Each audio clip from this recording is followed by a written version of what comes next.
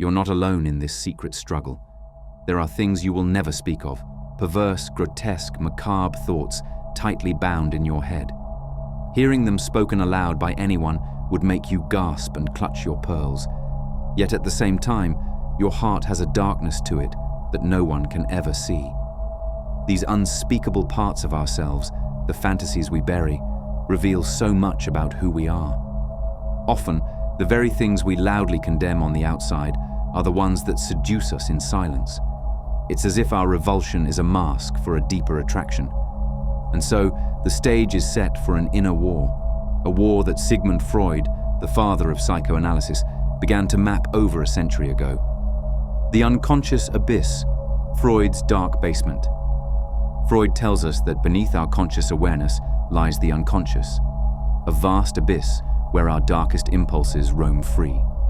In this abyss lives a primitive force Freud called the id, a seething cauldron of desires untamed by morality or reason. He described the id as the dark, inaccessible part of our personality, an inner wilderness we can glimpse only through dreams or slips of the tongue. This id is raw instinct, operating on what Freud dubbed the pleasure principle. It wants what it wants, now. It doesn't care about consequences or social rules. In Freud's vivid words, the id is a chaos, a cauldron full of seething excitations, an underground engine of blind passion. Within this psychic basement, contrary impulses live side by side without cancelling each other.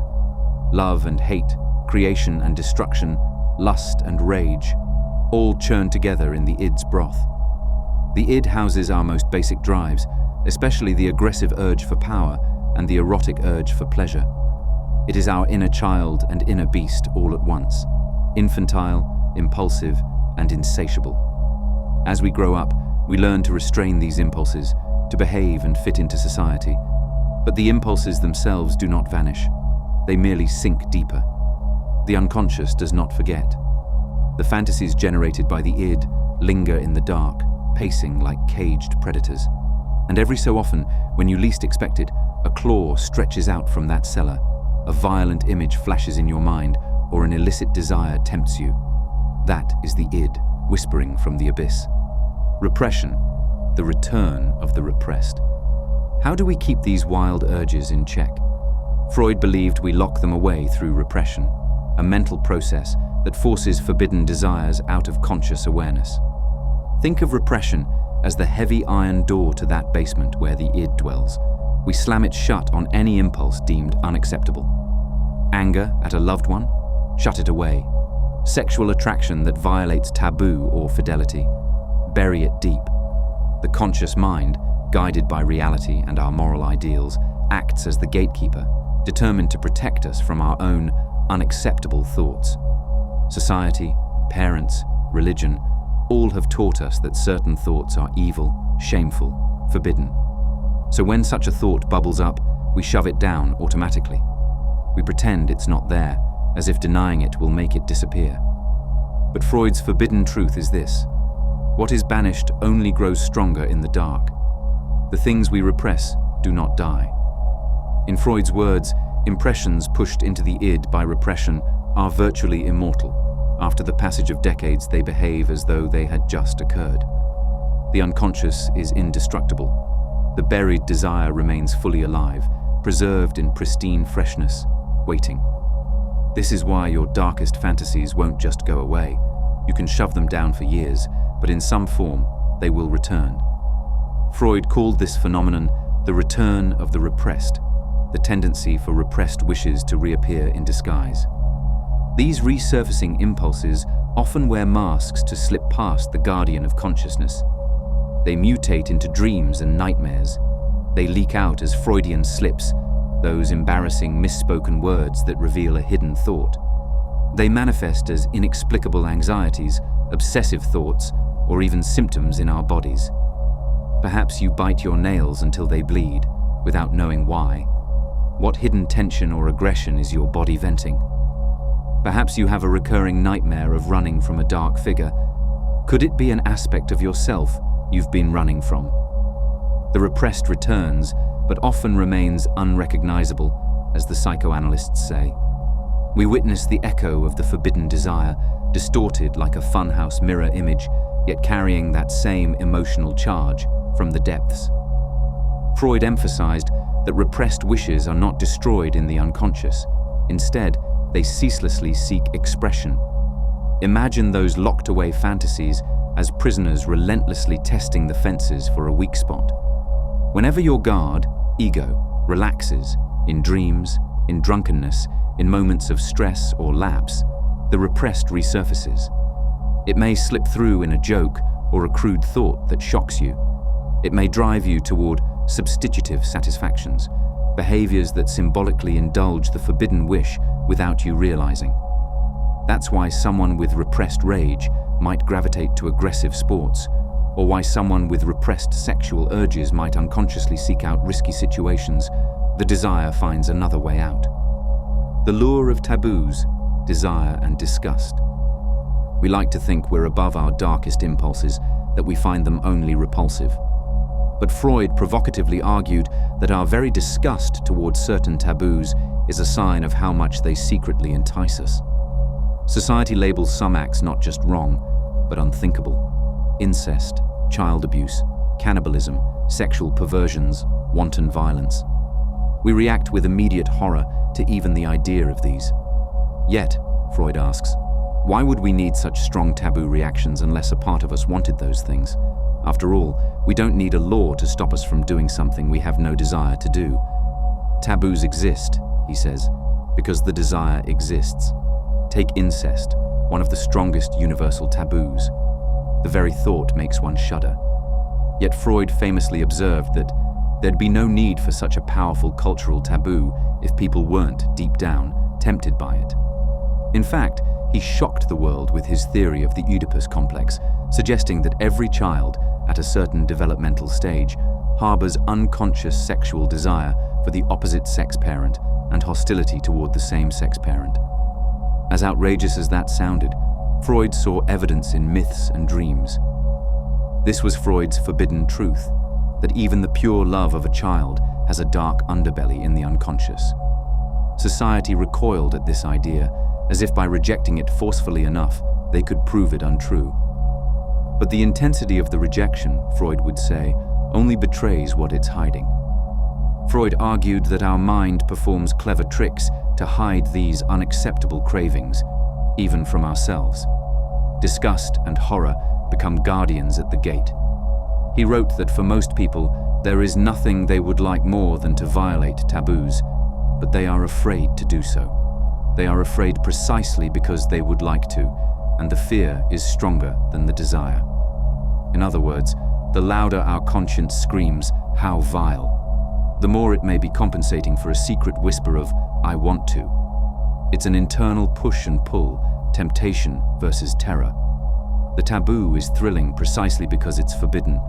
The forbidden fruit draws our hand, even as we slap our own knuckles away. Modern evidence suggests Freud was onto something. In the age of the internet, where anonymity reveals the hidden corners of human desire, we see surprising data. Millions of people privately search for exactly the things they'd publicly condemn. For example, incest-themed fantasies, truly unthinkable by polite standards, rank among shockingly common search queries on adult websites. It appears that when no one is watching, the shadow to our soul shows its face. Everybody lies, as one analyst put it, but our private digital footprints betray the darker side of our psyche. We are all more conflicted, more taboo curious than we care to admit. This doesn't mean we consciously want to commit horrific acts. Often, it's the idea of transgression that allures us, the adrenaline of, what if I crossed that line? The thrill of violating a taboo can itself be the fantasy. Think of it like standing at the edge of a cliff and feeling that weird urge to jump. The French call it l'appel du vide, the call of the void. It doesn't mean you truly wish to die. It means some part of your mind is daring you to flirt with oblivion just to feel something powerful. Similarly, the mind toys with taboo as a concept, producing fantasies that shock your moral self just to evoke a rush. Temptation and fear are two sides of the same coin, and by wrestling with them, we define who we are. As one philosopher quipped, Perhaps we can judge a person and a society by what they call taboo. The lines we draw in horror also outline the shape of our desires. Lust and aggression, the dark twin drives. Two forces beat at the heart of our darkest fantasies, lust and aggression. Freud believed human behavior is largely powered by these twin engines: eros, the life instinct, expressed as libido or sexual energy, and thanatos, the death instinct, expressed as aggression and the urge to destroy. Lust and power, sex and violence, creation and annihilation. These are the primal hungers lurking in our unconscious. Civilized life demands we sublimate or suppress many of these urges, but they remain hardwired in our animal core. Little wonder our daydreams and nightmares revolve around them. Lust, raw, passionate, devouring, is a frequent flyer in the imagination. It may be lust for forbidden sexual pleasure, or lust as metaphor for any intense desire, for fame, for indulgence, for someone else's life. These fantasies often carry a taste of taboo: the thrill of an illicit affair, the draw toward a forbidden love, or bizarre kinks the conscious mind could never endorse. They say, the imagination is the last place we are truly free. In our imagination, we let the id frolic in ways we never would in reality. The shy person might imagine ravishing and being ravished. The moral person might secretly revel in depravity within the safe confines of the mind. The fantasies don't follow the rules of society or physics or logic. They are wish fulfillments, however dark or impossible. Freud noted that when the ID's urges can't get actual satisfaction, it finds escape through fantasy. The mind creates a scenario to feed on. So a hungry person imagines a feast. A repressed person fantasizes about sensual excess. Fantasies are the ID's playground, and lust often sets the stage. Then there is aggression, the craving for power, control, dominance, even for destruction. Have you ever felt, even for a split second, a wild impulse to hurt someone who wronged you? Or a rush of exhilaration imagining yourself as an all-powerful ruler, bending others to your will? These flashes are the thanatos peeking through. Power fantasies are extremely common, though we're loath to confess them. A normally kind person might, in an angry fantasy, envision themselves doing violence, punching a bullying boss, or worse. A gentle soul might daydream about being a conqueror or a superhero with absolute power. Often, these are compensations for feelings of powerlessness in life. But even the well-adjusted can't escape that primitive, aggressive streak entirely. It's part of our evolutionary heritage. Freud, after witnessing the savagery of World War I, concluded that humans harbor an unconscious death drive, a tendency not only to create, love, and live, but also to destroy, hate, and seek a kind of oblivion. That death drive, he suggested, often turns outward as aggression, an instinct to tear down, to dominate, or even kill. It's a chilling thought, that nestled beside our capacity to love is a capacity to annihilate. Yet when we look at history, or even the popularity of violent entertainment, it's hard to deny some dark fascination with destruction. In the privacy of fantasy, people explore these impulses with abandon. Think of the popularity of violent video games or revenge movies. They offer a vicarious outlet for aggression, a safe space to relish domination and destruction. In our personal fantasies, we are director and star, and we might choreograph scenes of triumph and revenge that in real life we'd never attempt. The bullied teen imagines becoming powerful and making the tormentors beg for mercy. The slighted lover imagines terrible punishments for the one who broke their heart. It's ugly, it's brutal, and it's human. Such fantasies, shameful as they might feel, serve a psychological function. They let off steam, satisfying the id enough that we don't actually do these things. In a sense, your darkest fantasies may be keeping your reality sane. They allow you to experience the extremes in your head, so you don't have to enact them. Yet this is a double-edged sword. Indulging the fantasy can also reinforce the desire, keeping it alive and potent. The more you mentally feed lust or anger, the more powerful those emotions grow. So the cycle continues. You repress the real impulse. It re-emerges as a fantasy. You indulge it in fantasy, which makes you feel guilty or disturbed, prompting you to repress it again. Round and round, an endless tug-of-war between craving and conscience. The masks we wear, identity and the shadow. By day, we wear our social masks. We present ourselves as rational, decent, good-hearted individuals. We say the right things, think the right thoughts, at least outwardly, and align with what our family, culture, or peer group expects of us. This conscious self, Freud called it the ego, is like the rider trying to steer the wild horse of the id. It's our negotiated identity, balancing the demands of our inner drives with the expectations of reality. And on the other side stands the superego, our internal moral watchdog, forged from parental and societal values, constantly judging and policing our thoughts. The superego is that voice that says, "That's bad, that's wrong, you're wicked for even thinking that." It wields guilt and shame as weapons to keep the id in check. In Freud's model, the ego is driven by the id, confined by the superego, repulsed by reality, a poor creature struggling to bring harmony among the competing forces. Little wonder we often feel at war with ourselves. To maintain our self-image, we often identify with the angel on our shoulder and disown the devil within. "I'm a good person.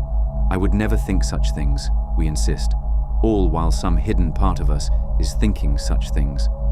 We create an identity that is the inverse of what we fear inside.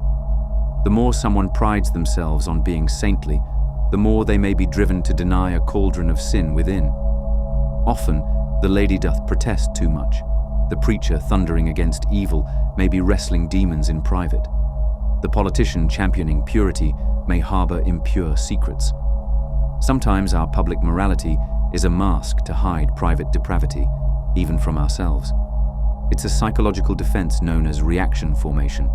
We vigorously uphold the opposite of what we unconsciously want. Each of us carries a shadow, to use Carl Jung's term, all the parts of ourselves we reject and push into the unconscious. This shadow is composed largely of those dark fantasies and impulses we refuse to acknowledge. But it doesn't sit idle. It influences us in subtle ways. Have you ever met someone and taken an instant dislike for reasons you can't explain? Perhaps they embody some trait in your own shadow, or you find yourself irrationally angry over a minor issue.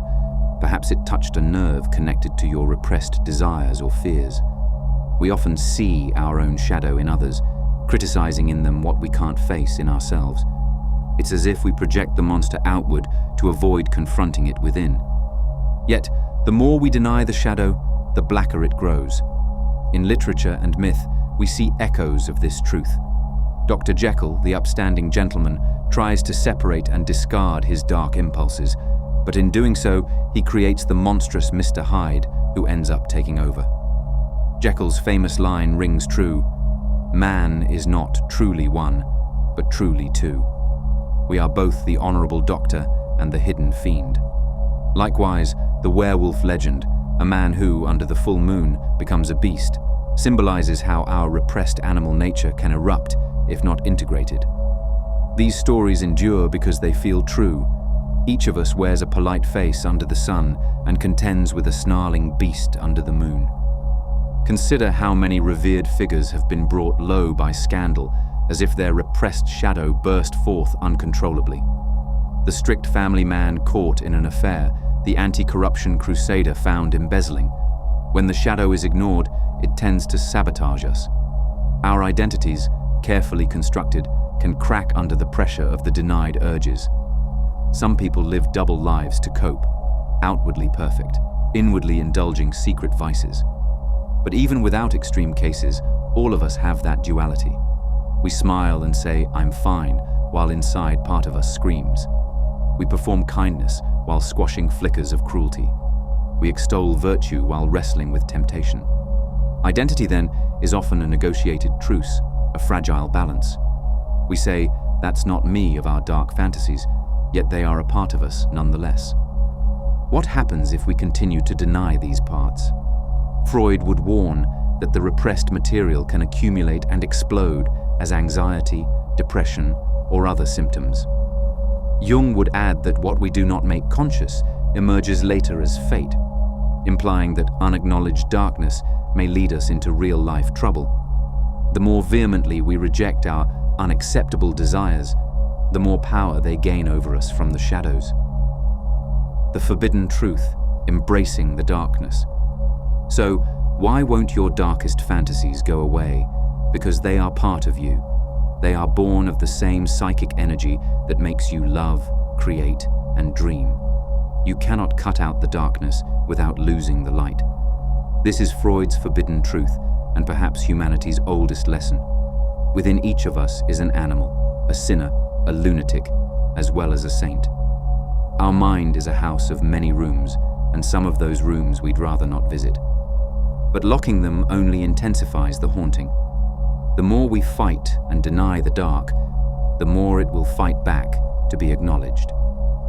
The price we pay for civilization is a loss of happiness through the heightening of the sense of guilt, Freud wrote, observing how society forces us to sacrifice our instincts and load ourselves with guilt in return. We live in cages of our own making, wondering why we feel so restless. The truth is, perfect purity is an illusion. Every person has impulses that would shock everyone else. To be fully human is to accept this duality, not to act on every dark whim, but to understand it, to shine a light on that shadow and see it for what it is. What should you do with your dark fantasies? Not necessarily act them out, and certainly not if they would harm others. But perhaps stop running from them internally. Acknowledge them, reflect on them. Ask, why do I desire this? What part of me is hurting or unfulfilled that this fantasy comforts? In doing so, you rob the fantasy of some of its forbidden allure and reduce its power over you. Paradoxically, when a taboo desire is brought into the open air of awareness, it often loses some of its darkness. You might even find a healthy outlet. The artist pours violent fantasies into paint on canvas, the writer into horror stories, the everyday person into intense workouts or private roleplay. Freud would call this sublimation, redirecting the drive into something constructive. It's no coincidence that many great artworks and innovations spring from people channeling inner turmoil. Ultimately, the haunting yet enlightening conclusion is this: your darkest fantasies won't go away because they belong to you, as much as your noble dreams do. They are the flipped side of your brightest virtues. The person who deeply values life may also experience the strongest death anxiety and morbid imaginings. The person who loves passionately may also fight waves of irrational fury. Rather than viewing yourself as broken or evil for these thoughts, see it as the human condition. We are made of contrary pieces. As the Persian poet Rumi wrote, "You are a house with 100 doors, and each guest is welcome. The dark guests knocking are part of the whole." In the end, Freud's forbidden truth is that the line between desire and dread runs through every human heart. The unconscious does not obey our polite pretenses. It holds all of our nature, the sublime and the sinister, and it will assert itself one way or another. The choice we have is not whether the darkness exists, but whether we acknowledge it. If we have the courage to face our own taboo thoughts, to understand their roots, we strip them of their forbidden mystique. We integrate the animal with the human, the id with the ego, eros with thanatos. This inner reconciliation can be profoundly enlightening, even healing. It doesn't mean indulging every impulse. It means recognizing the impulse without hatred. So the next time a dark fantasy flickers in your mind, don't panic. Pause and listen. It may be telling you something about your needs, your wounds, your humanity. This is not a call to action, but a call to awareness. The fantasy is a messenger from the depths of your psyche. You can learn from it without surrendering to it. You can feel its emotional truth without letting it derail your moral compass. Inside you, an angel and a demon are linked arm in arm, each one giving the other definition. That is why the brightest light casts the darkest shadow. Instead of fearing the shadow, try understanding it. In that understanding lies a certain liberation, the realization that you are more complex, more vast than the narrow good persona you wear. You are dark and light, rage and love, lust and loyalty, all at once. And that is okay. In fact, that is being alive. Man is not truly one, but truly two, wrote Stevenson, and perhaps we are multiples, each containing heaven and hell. Freud's final lesson is that by making the unconscious conscious, we reclaim some power over ourselves. The forbidden truth is that to be whole, we must meet our inner stranger. Turn the key in that locked door, shine a light in the cellar, and greet whatever monsters lurk there. They might just turn out to be wounded parts of you craving acceptance. And when you make peace with your darkness, it loses its terror. The fantasies may never vanish entirely, but they will no longer need to shout for your attention. In understanding them, you take the first step in understanding yourself. Our demons are part of us, and we can't just cut them out. But if we listen to them, we may find that they speak to our deepest truths.